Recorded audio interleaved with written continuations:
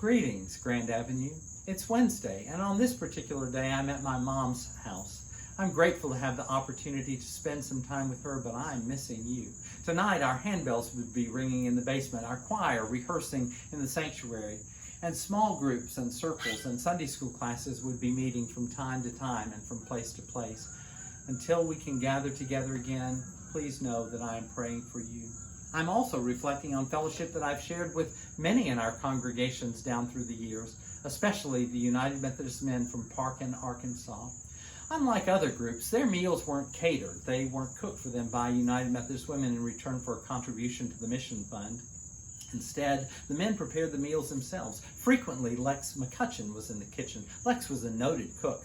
He was a farmer, but he also led hunting and fishing expeditions in his off seasons. And as he did so, there were people who would travel with him just to eat the meals that he prepared when you got back to camp in the evening.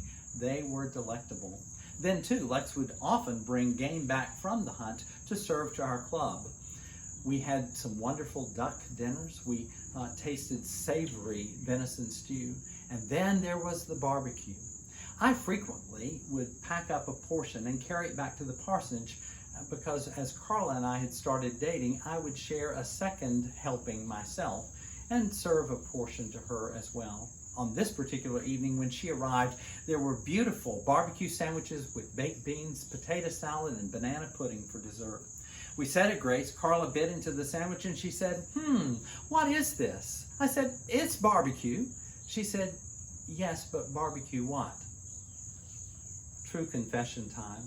I didn't have the heart to tell her beforehand that it was barbecue raccoon. And after I told her, she didn't have the stomach to eat it. I imagine if she had eaten the whole sandwich that she would have enjoyed it. But as soon as she knew what it was, she found it a bit off-putting. Are there foods that you find particularly enticing? Are there foods that you just love to eat? Maybe there are foods also that you wouldn't eat if your life depended upon it.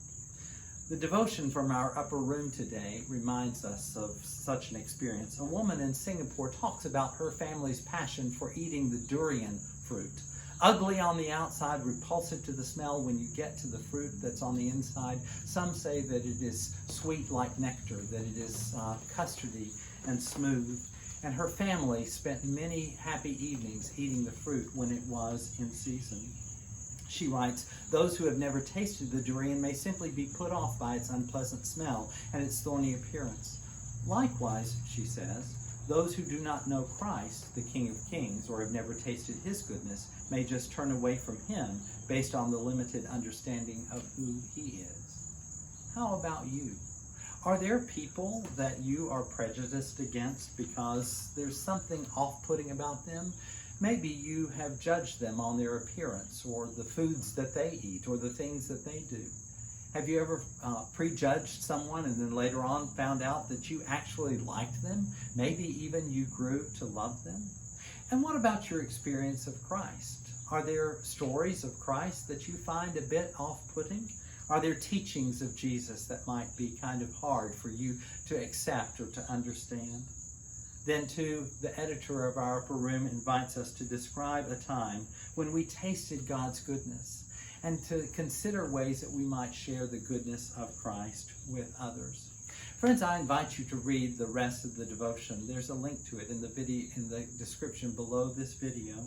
And consider too reading this portion from Psalm 34 that says, "Oh, taste and see that the Lord is good.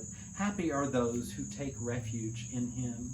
My prayer is that you will not only enjoy the devotion, but that you will share it with someone else, that you will maybe reflect on the questions that it brings to your mind, and that you will remember that God is with you until we meet again. Oh, and by the way, Carla ate every bite of the banana pudding, and I enjoyed the rest of her sandwich. Blessings to you from Grand Avenue United Methodist Church.